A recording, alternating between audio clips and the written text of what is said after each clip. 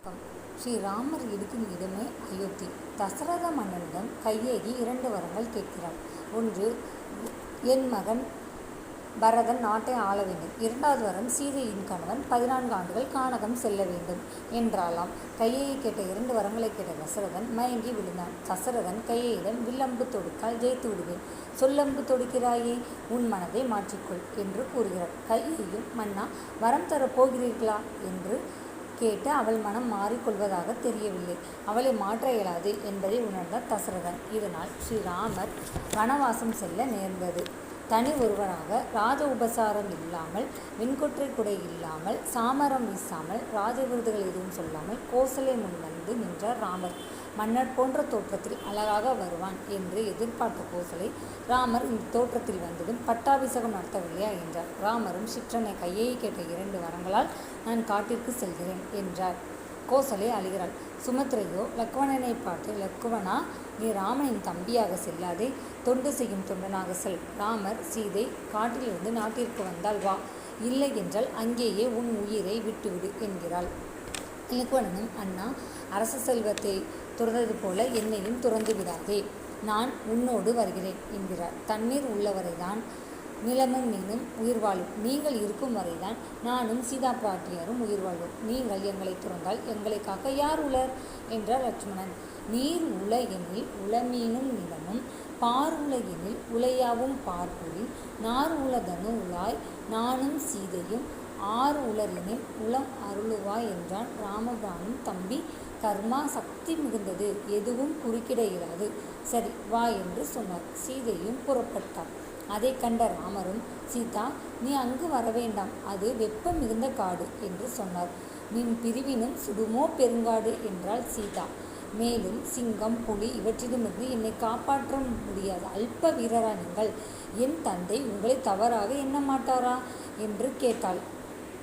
மேலும், ராமர் இருக்கும் இடம்தானே எனக்கு அயோத்தி என்றாள். பரமாத்மாவும் அவளிடம் சண்டை போடவில்லை. ராமாயணம் கற்றுத்தரும் தர்மம் என்னவென்றால், கணவன் மனைவிக்குள் சண்டை வந்துவிட்டதென்றால் ஒருவர் குரல் கொஞ்சம் உயர்ந்து விட்டாலும் மற்றவர் குரல் தாழ்ந்து போக வேண்டும் என்பதாகும். சண்டை மற்றவரும் கூச்சல் போட்டிருந்தால் சண்டை அதிகமாகி விடும். எனவே இப்போது ராமரும் சீதையை அழைத்துச் செல்ல தயாராகிவிட்டார். ராமர் கானகம் புறப்பட்டார். எல்லோரும் சோகத்தால் தாக்கப்பட்டு அழுதார்கள். யாரெல்லாம் அழுதார்கள்? ஆண், பெண், பெரியவர்கள், குழந்தைகள், மான், மயில் என்று சொல்லிக்கொண்டே போகிறார் கம்பர். மாடியில் நின்று அழுத வண்ணம் இருந்த பெண்களின் கண்ணீர் சாளரத்தில் வழியாக மலை போல் கொட்டியது என்றும் கூறினார். பின்னர், அதை முடிக்க வேண்டுமல்லவா, பெண்ணின் கர்ப்ப பையிலேயே இன்னும் உருவம் ஆகாமல் இருக்கும் அந்த உயிரும் கூட அழுதது என்றால் மற்றோரை என்ன சொல்ல என்றார். கிள்ளையோடு பூவை அழுத கிளர் மாடத்து, உன் உரையும் பூசை அழுத உரு அறியா, பிள்ளை அழுத பெரியோரை என் சொல்ல, வள்ளல் வளம் புகுவான்.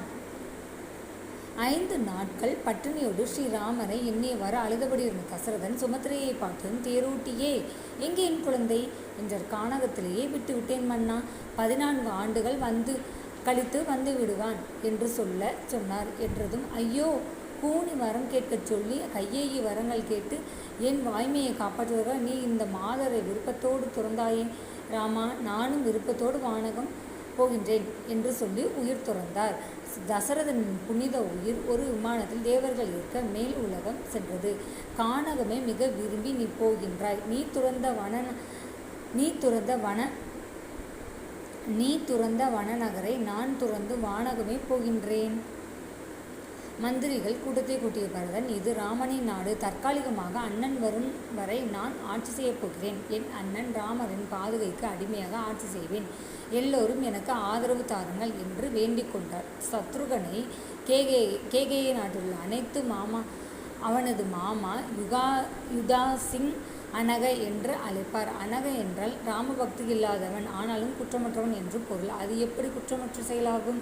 ஸ்ரீராமரை தொழுது வந்தவன் பரதன். பரதன் என்ற அடியாருக்கு அடியாராக இருந்து பரதனுக்கு தொண்டு செய்து வந்தவன் சத்ருகன். எனவே நல்ல சிந்தனையும் தொண்டு செய்யும் மனமும் அடியாருக்கு அடியாராம் இருக்கின்ற ஒருவர் இறைவனை வணங்காவிட்டாலும் தவறில்லை என்கிறது வேதம். 14 ஆண்டுகள் பாதுகைக்கு பூஜை செய்த வண்ணம் அயோத்தியை ஆண்டு கொண்டு தென்திசை நோக்கி ராமர் வருகையை எதிர்பார்த்து எழும் தோளுமாக வாழ்ந்து வந்தார் பரதன் ராமர் காட்டிலும் பரதன் நாட்டிலும் தவம் இயற்றி வந்தார்கள். பரதன் என்று பரத்தாழ்வாரை நாம் வணங்குவோம். நந்தியம் பதியிடை நாதமும் பாதகம் செந்தனி கோள்முறை செலுத்த சிந்தையாய் இந்திரியங்களை அவித்து இருத்தல் மேமியான் அந்தியும் பகலும் நீ அறந்த கன்னியான். நன்றி.